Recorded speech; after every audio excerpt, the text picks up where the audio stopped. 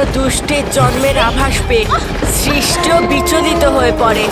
সংসারে মহা সংকট রূপে আসে। তাই মাতা আদিশক্তির সেই সময় পুনরায় আগমন অত্যন্ত আবশ্যক ছিল।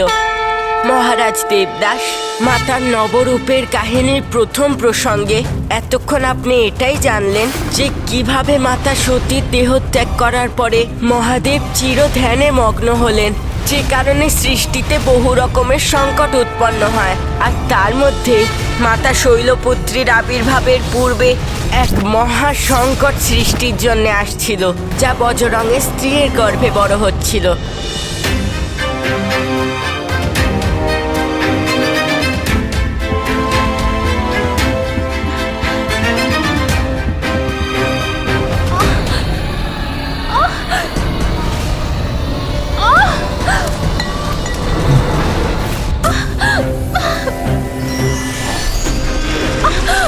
দেবী বারাঙ্গী, কোনো দুষ্টের জন্মের আভাস পেয়ে সৃষ্টিও বিচলিত হয়ে পড়ে।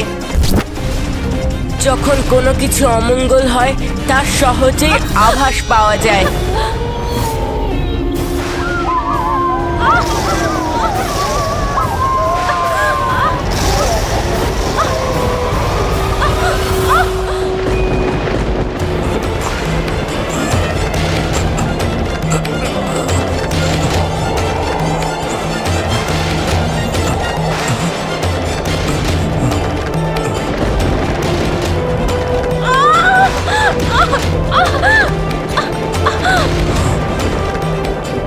এ তো ধ্বংসকারী সংকেত। আমার পুত্রের রূপে সংসারের জন্য এক মহাসংকট জন্ম নিচ্ছে।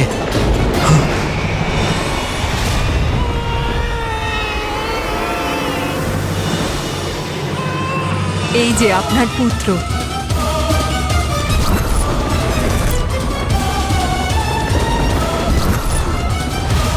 শুদ্ধ বজরং এটা শীঘ্রই জানতে পারে যে তার জন্মানো পুত্র বরদানের রূপে এখন সৃষ্টির জন্য কেবলমাত্র অভিশাপ, কারণ সে আর কেউ নয় বরং বজরঙের পুত্র তারকাসুর। ওম তারকাসুরায় নমঃ।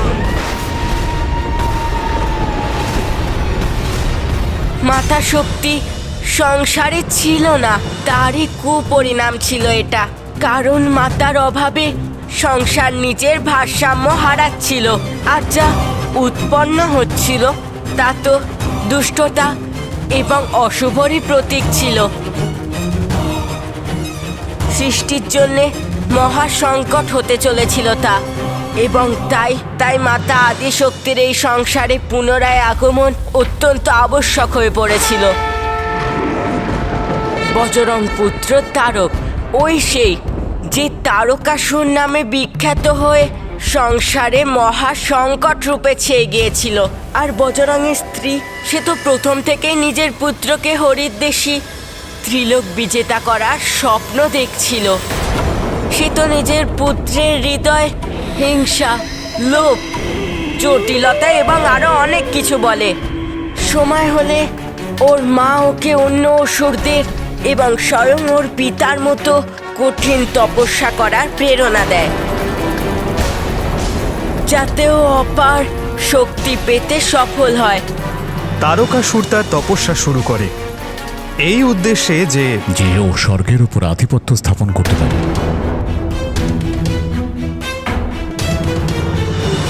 না মহারাজ, স্বর্গেতে আধিপত্য স্থাপন করা তো ওর জন্যে তুচ্ছ ব্যাপার ছিল। আগের সকল অসুরদের থেকে ভিন্ন ও ব্রহ্মদেবের কাছে এমন বরদান চাইল যে তা সর্বদা অনুচিত ছিল। ওম ব্রহ্মদেবায় নমঃ। ওম ব্রহ্মদেবায় নমঃ। ওম ব্রহ্মদেবায় নমঃ। ওম ব্রহ্মদেবায় নমঃ। ওম ব্রহ্মদেবায় নমঃ। ওম ব্রহ্মদেবায় নমঃ। ওম ব্রহ্মদেবায় নমঃ। ওম ব্রহ্মদেবায় নমঃ। বৎস তারকাসুর,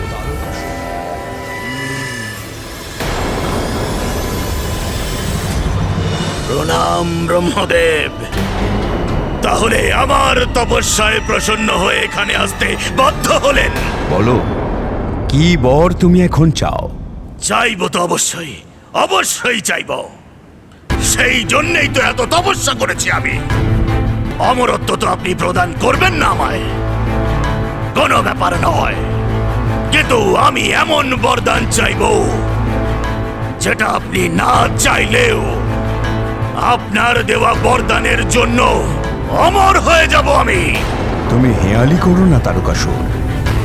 তুমি খুব ভালো করে জানো যা কিছু অসম্ভব তা তুমি কি করে সম্ভব করবে। অমরত্বের বর তুমি কিছুতেই পেতে পারো না। অন্য কোনো বর চাইলে আমায় বলো। ব্রহ্মদেব, যদি সোজা আঙুলে ঘি না ওঠে তাহলে সেই আঙুল বাঁকাতে হয়। মহাজ্ঞানী আপনি, কিন্তু এটুকু আপনি বোঝেন না, তারকাসুর যেটা চায় সেটা প্রাপ্ত করেই ছাড়ে। আমাকে বরদান দিন ব্রহ্মদেব।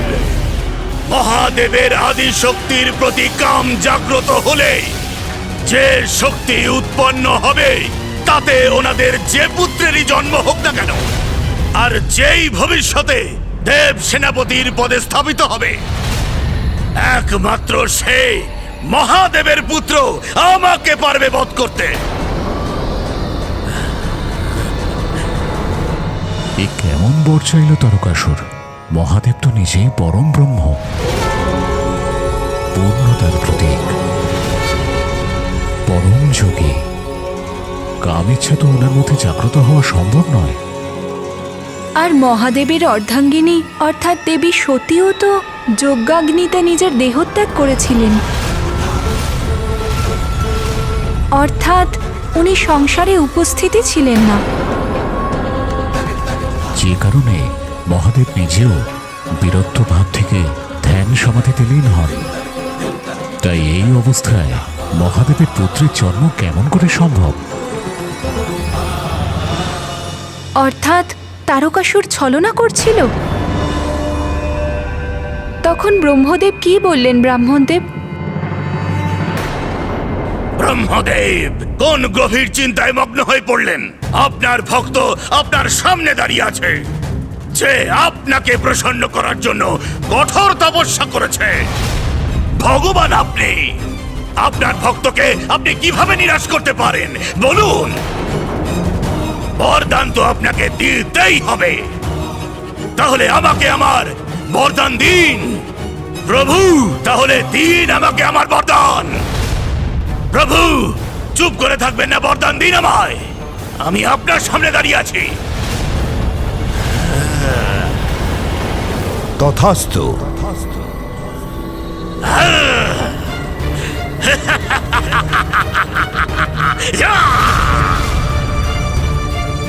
প্রণাম Brahmadev.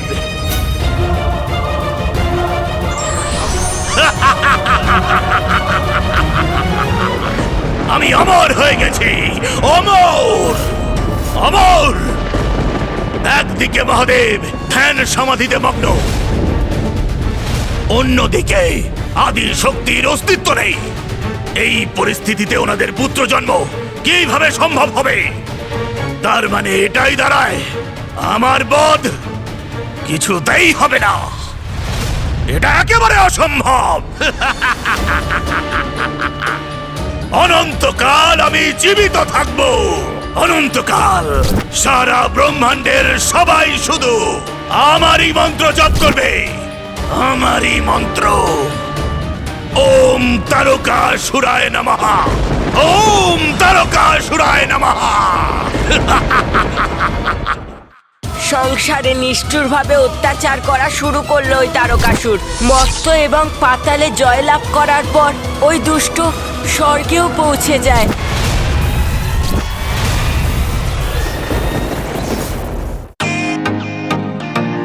Welcome to Biten world. How may assist you? নতুন ফ্ল্যাটের জন্য একটা স্ট্যান্ড ফ্যান আর কুলার নেব। এই পচা গরম থেকে একটু স্বস্তি চাই। বাজার চলতে সব ব্র্যান্ড আর ভরসাযোগ্য নয়। তার জন্য তো আমাদের ফ্যান আছে, all purpose bullet table fan, ceiling fan. আমাদের সিলিং ফ্যান কিন্তু 30 মাসের ওয়ারেন্টি সহ পাওয়া যায়। আছে ফারাটা 2 বছরের ওয়ারেন্টি, 17 থেকে 20 মিটার এয়ার ফ্লো, মধ্যবিত্তের সাধ্যের মধ্যে একমাত্র ভরসাযোগ্য ব্র্যান্ড বিটেন। আমাদের কুলারের কিন্তু অনেক range, 45 litres, 50 litres, 70 litres, 90 litres, 110 litres. Honeycomb সহযোগে বিটেনের সব কুলারের ওয়ারেন্টি 1 বছর। চেনা হাওয়ায় অচেনা অনুভূতির জন্য একমাত্র আদর্শ বিটেন। গরমে স্বস্তি পেতে বিটেনের ফ্যান হোক বা কুলার আজই আনুন বাড়িতে। বিটেন, ডিজিটালি ইয়োর্স।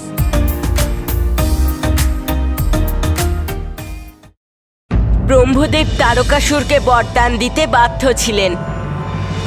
এই জন্যেই তপস্যার বলে নয়, বরং নিজের বুদ্ধির দ্বারা রচনা করা ছলনায় তারকাসুর অমরত্বের কাছাকাছি পৌঁছল। আরও ঠিক সেইটাই চাইল যা তখন অসম্ভব। মহাদেবের এমন পুত্র কি করে উৎপন্ন হতো? আর তার জন্য সর্বপ্রথম মহাদেবকে তার ধ্যান সমাধি থেকে জাগ্রত করার দরকার ছিল। আর এই কাজ তো মাতা আদিশক্তি ছাড়া আর কেউ করতে পারতেন না।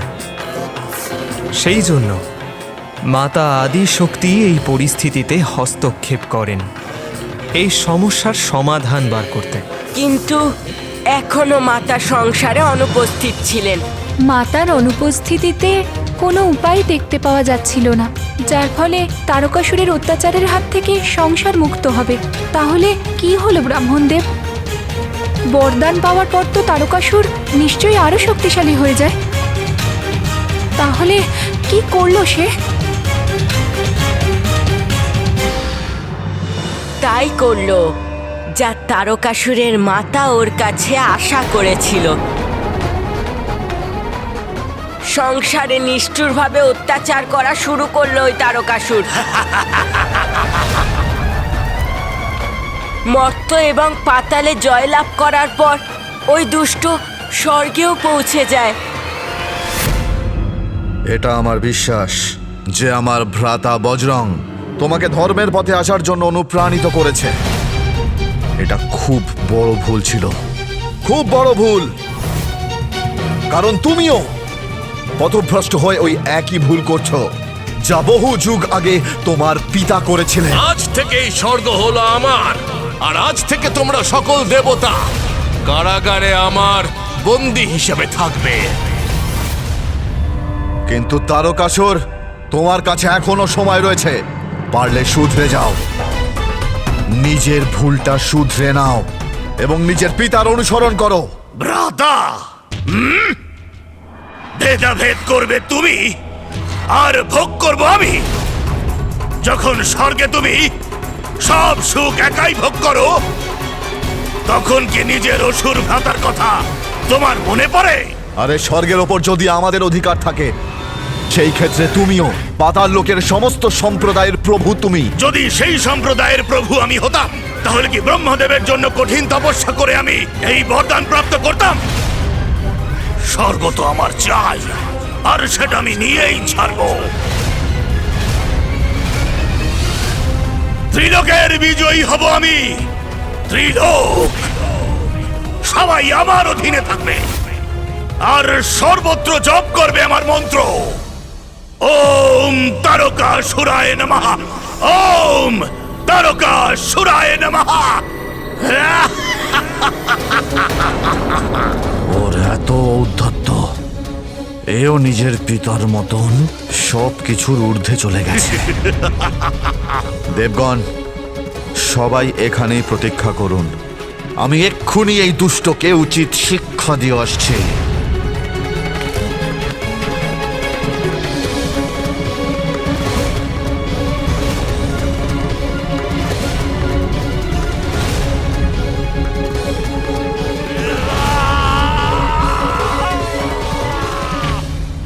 এসো দেবরাজ ইন্দ্র, তোমাকে পরাজিত করে আমি স্বর্গেও নিজের অধিকার স্থাপন করব। দুষ্ট অসুর, আমার এক আঘাতে তোমার সমস্ত ভ্রম ধ্বংস হয়ে যাবে। সাবধান! ভ্রম ধ্বংস হবে, কিন্তু আমার নয়, তোমার।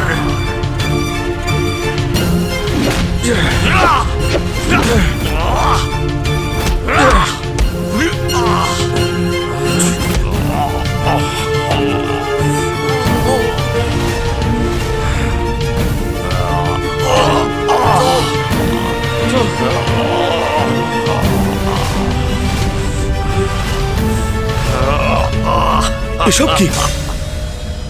এ তো দেবরাজকে এক হাতে ওপরে তুলে দিল। ইন্দ্রদেবের এত অপমান আমরা সহ্য করব না কখনো। তারকাসুর, তোমার এত দুঃসাহস! মূর্খ দেবতারা, শীঘ্রই তোমাদেরও একই অবস্থা হবে যেমনটা দেবরাজ ইন্দ্রর হয়েছে এখন।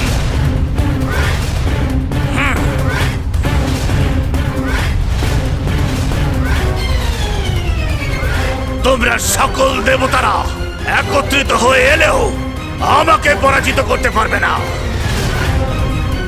কিন্তু তোমাদের সকলকে আমি বন্দী করে ফেলবো এমন কারাগারে যেখান থেকে তোমাদের মুক্তি পাওয়াটা অসম্ভব হয়ে দাঁড়াবে।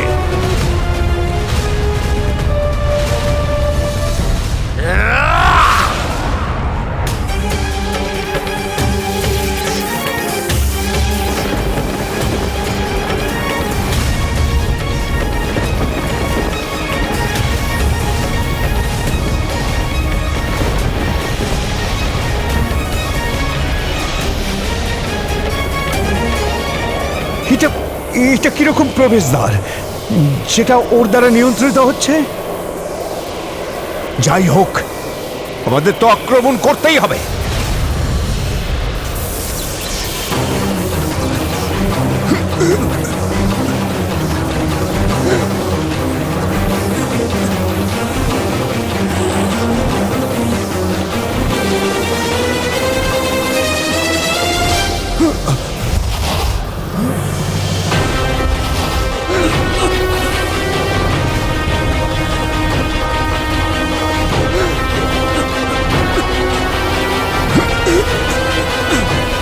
কিভাবে নিজেদেরকে সামলাবো?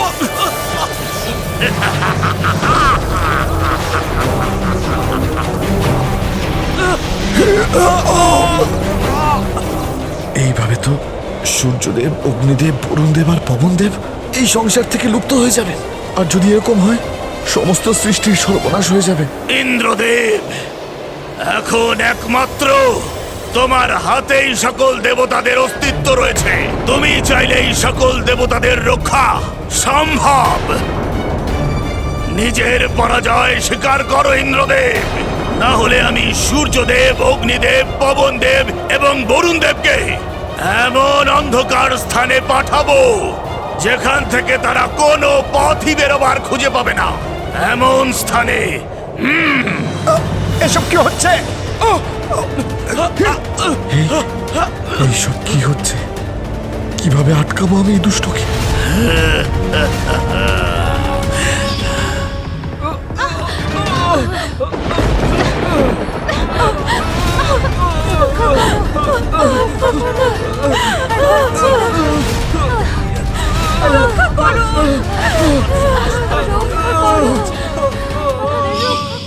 দেখো ইন্দ্রদেব, পবন আর বরুণ দেব তো নিজেদের অস্তিত্ব এমনিতেই হারাতে চলেছে। ধীরে ধীরে সূর্যদেব এমনিতেই লুপ্ত হয়ে যাবে। যদি একবার সে ডুবে যায়, তাহলে এই সৃষ্টি অন্ধকারে চলে যাবে। আর সেটা তখনই সূচনা হবে দেবতাদের লুপ্ত হওয়ার পরিণাম স্বরূপ তাদের বিনাশের।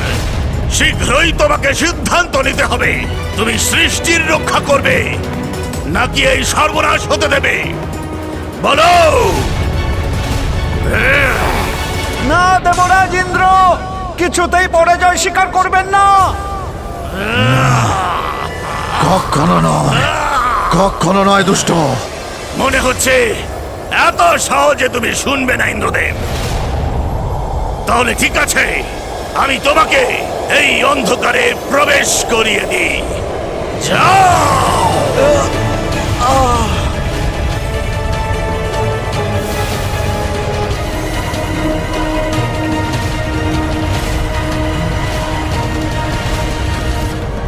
তুমি যাই করে নাও না কেন তারকাসুর, আমরা পরাজয় কখনই স্বীকার করব না, কখনো না। তাহলে এবার আমাকেই কিছু একটা করতে হবে যেটা তুমি সহ্যই করতে পারবে না।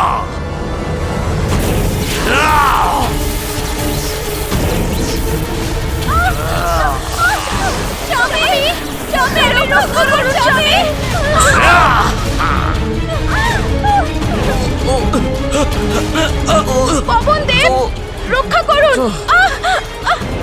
দেবী সত্যি দেবী সংজ্ঞা! আমি তোমাদের এবং তোমাদের স্ত্রীদের অবশ্যই ছেড়ে দিতাম, কিন্তু তুমি তো আমার কোনো কথাই শুনছিলে না। তাই তোমাদের সাথে সাথে তোমাদের স্ত্রীদেরও অন্ধকারে যাওয়া উচিত, তাই না?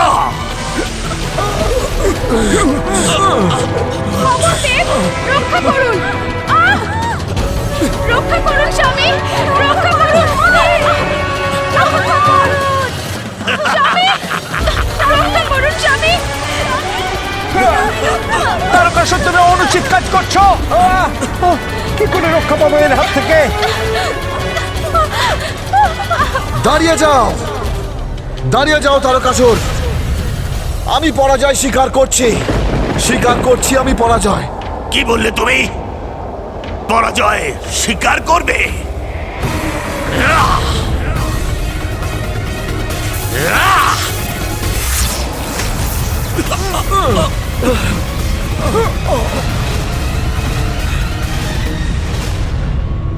দেখলে ইন্দ্রদেব, আমার শক্তির প্রদর্শন।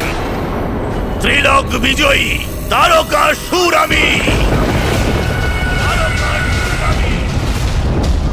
আমার একটা কথা মনে রেখো ইন্দ্রদেব, আজকের পরে আমার সাথে আমার পিতার তুলনা কোনো দিনও করবে না।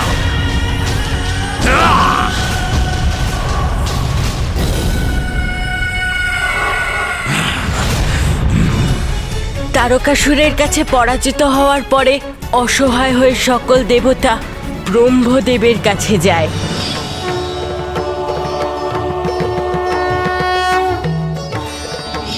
ব্রহ্মদেবের কাছে দেবতাদের প্রশ্নের কোনো না কোনো উত্তর আর এই সংকটের নিবারণের কোনো না কোনো উপায় নিশ্চয়ই ছিল, তাই না ব্রাহ্মণদেব? কারণ উনিই তো তারকাসুরকে বরদান দিয়েছিলেন। শুধুমাত্র ঈশ্বরের থেকে সব প্রশ্নের উত্তর পাওয়ার আশা রাখা উচিত নয়, আমাদেরও প্রয়াস করা উচিত। কারণ মহারাজ, যদি ঈশ্বরের নিজের ভক্তদের প্রতি দায়িত্ব থাকে, তাহলে ভক্তের ঈশ্বরের প্রতি দায়িত্ব নেই? অবশ্যই ভক্তদেরও ঈশ্বরের প্রতি দায়িত্ব থাকা উচিত। তাহলে এটা বলুন মহারাজ, যদি কোনো ভক্ত জানে যে তার পাওয়া বরদানের জন্য কোথাও কোনো অনিষ্ট হচ্ছে, তাহলে কি সেটা ভক্তের দায়িত্ব নয় যে ওই অনিষ্ট হওয়া থেকে আটকানো অথবা সেই পরিস্থিতির উন্নতির জন্য সম্পূর্ণ প্রয়াস করুক? আশা করছি শীঘ্রই আপনিও বুঝতে পারবেন রাজা দেবদাস যে আপনিও সেই ভক্তদের মধ্যেই একজন যে ভগবানের দ্বারা প্রাপ্ত হওয়া বরদানকে সঠিক কাজে লাগাননি। আর আপনার কাশীর ওপর রাজত্ব করার ইচ্ছেতেই একটা বড় সমস্যার শুরু হয়েছে। অবশ্যই ওনার এরূপ অবশ্যই করা উচিত, এ তো এক ভক্তের কর্তব্য। কিন্তু মা, ভগবানের ওপর যারা প্রবল আস্থা রাখেন সেই ঋষিমুনিরা, এমনকি মহান ধর্মনিষ্ঠ রাজা পর্যন্ত এই সত্য বুঝতে অসমর্থ হন। তাহলে আমরা তারকাসুরের মতো একজন অসুরের থেকে কি বা আশা করতাম? তাই আপনার প্রশ্নের উত্তর হলো না। স্বয়ং ব্রহ্মদেব না কোনো দেবতাদের প্রশ্নের উত্তর দেন, নাই ওনাদের সংকট নিবারণের কোনো উপায়।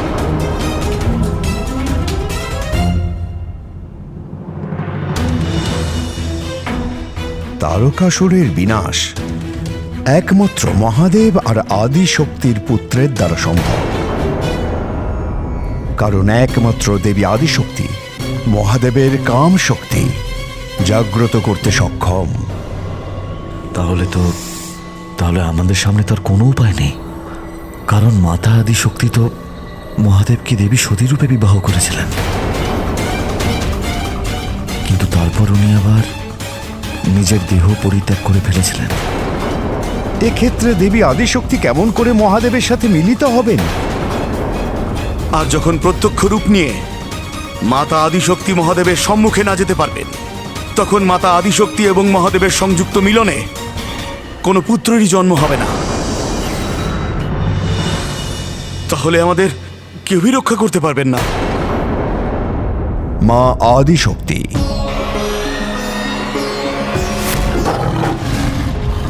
একমাত্র ওনার আগমনেই এই তারকাসুর নামক সংকটের হাত থেকে আমরা মুক্তি পেতে পারি। তোমরা তিনজনেই আমাদের অপমান করেছো এবং মনুষ্যের মতো নিজেদের অহংকারের পরিচয় দিয়েছো। সেই জন্য তোমাদের পৃথিবী লোকে মনুষ্য রূপে জন্ম নিতে হবে।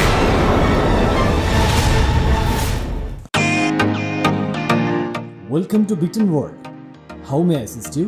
নতুন ফ্ল্যাটের জন্য একটা স্ট্যান্ড ফ্যান আর কুলার নেব। এই পচা গরম থেকে একটু স্বস্তি চাই। বাজার চলতে সব ব্র্যান্ড আর ভরসাযোগ্য নয়।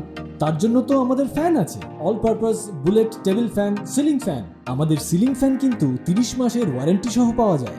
আছে ফারাটা 2 বছরের ওয়ারেন্টি, 17 থেকে 20 মিটার এয়ার ফ্লো, মধ্যবিত্তের সাধ্যের মধ্যে একমাত্র ভরসাযোগ্য ব্র্যান্ড বিটেন। আমাদের কুলারের কিন্তু অনেক range, 45 litres, 50 litres, 70 litres, 90 litres, 110 litres. Honeycomb সহযোগে বিটেনের সব কুলারের ওয়ারেন্টি 1 বছর। চেনা হাওয়ায় অচেনা অনুভূতির জন্য একমাত্র আদর্শ বিটেন। গরমে স্বস্তি পেতে বিটেনের ফ্যান হোক বা কুলার আজই আনুন বাড়িতে। বিটেন, ডিজিটালি ইয়োর্স।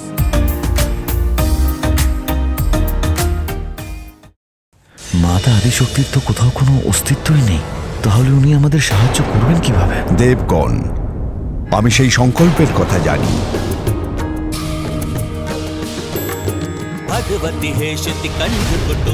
আমাকে ক্ষমা করে দিন। এই শরীরে আর এই রূপে আমি আপনাকে অপার কষ্ট দিয়েছি। আমি আর এক মুহূর্ত এখানে থাকতে চাই না, কিন্তু সঠিক সময় এলে আমি মাতা ময়নার গর্ভ থেকে কন্যা রূপে জন্মগ্রহণ করব এবং পুনরায় আপনার স্ত্রী হয়ে আপনার সান্নিধ্য লাভ করব। যখন দেবী সতী দেহত্যাগ করবার সময় অগ্নি উৎপন্ন করেছিলেন, তখন ওনার মনে ভবিষ্যতে দেবী ময়নার কন্যারূপে জন্ম নেওয়ার এবং মহাদেবের পত্নী হওয়ার একটা সংকল্প গ্রহণ করেছিলেন। দেবী ময়না, সে কে ব্রহ্মদেব? দেবী ময়না আর অন্য কেউ নয়, বরং প্রজাপতি দক্ষেরই নাতনি। প্রজাপতি দক্ষের বহু কন্যার মধ্যে একজন ছিলেন দেবী সধা, এবং সেই দেবী সধা 3 সুন্দর কুমারীর জন্ম দেন। তারা হলেন দেবী ময়না, দেবী ধর্ণা এবং দেবী কলাবতী। একবার মাতা ময়না, মাতা ধর্ণা এবং মাতা কলাবতী নারায়ণের নিবাস বৈকুণ্ঠে আয়োজিত যজ্ঞে অংশগ্রহণ করেন।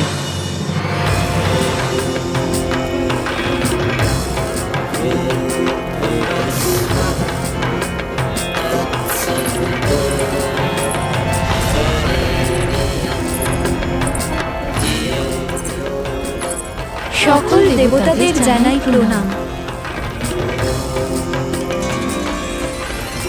দেবী ময়না, দেবী ধন্যা এবং দেবী কলাবতী, আপনাদের এখানে দেখে আমি অত্যন্ত প্রসন্ন হয়েছি। আসুন আর আপনাদের স্থান গ্রহণ করুন।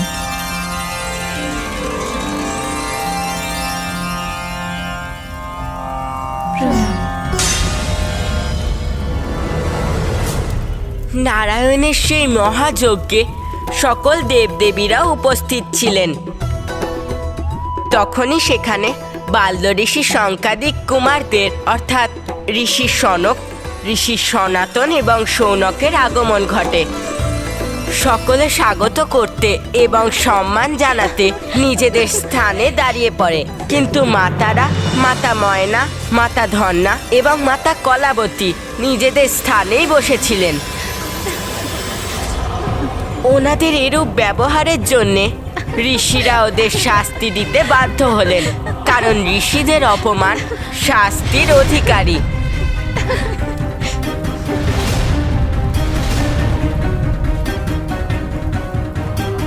দেবীগণ,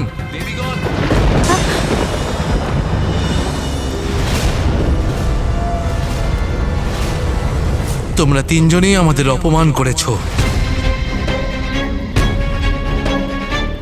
এবং মনুষ্যের মতো নিজেদের অহংকারের পরিচয় দিয়েছো।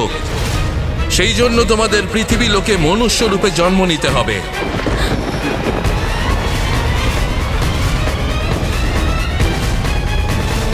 হে ঋষিবর, আমাদের ক্ষমা করে দিন, আমরা ভুল করে ফেলেছি। আপনাদের অপমান করার উদ্দেশ্য কখনোই ছিল না আমাদের। আমরা তো পরস্পরের সাথে কথাবার্তায় এতটাই মগ্ন ছিলাম যে আপনাদের উপস্থিতি অনুভবই করতে পারিনি। হ্যাঁ ঋষিবর, আমাদের ক্ষমা করে দিন। কিন্তু সেখানে যা ঘটলো সেটা তো সবটাই অনুচিত ব্রাহ্মণদেব। কি অনুচিত ভেবে আপনি এত ব্যাকুল হচ্ছেন মাতা? এটাই যে মাতা সদার অজয়া কন্যা, মাতা ময়না, ধন্যা আর কলাবতী তো সংস্কারী এবং সর্বগুণ সম্পন্ন ছিলেন। তাহলে শনকাদিক ঋষিদের প্রবেশের পর তাদের সম্মান জানানোর জন্য উঠে দাঁড়ালেন না কেন? আর শনকাদিক ঋষিরা তো খুবই শান্ত স্বভাবের। ওনাদের স্বভাবে ক্রোধ আর অহংকারের বিন্দু মাত্র নেই। তাহলে ওনারা এত সাধারণ অপরাধের জন্য এত কঠোর শাস্তি দিয়ে দিলেন? হ্যাঁ মাতা, এসব তো মাতা আদিশক্তিরই লীলা ছিল। ওনারই ইচ্ছায় মাতা ময়না, মাতা ধন্যা, মাতা কলাবতী নিজেদের স্থানে স্থিত ছিল এবং শাস্তি পেল। মহান ঋষি হবার জন্যে শঙ্কাদিক কুমারেরা এটা বুঝতে পেরেছিলেন যে এসব মায়েরই লীলা। সেই জন্যে ওনারা মাতাদের অভিশপ্ত এবং রক্ষা করল।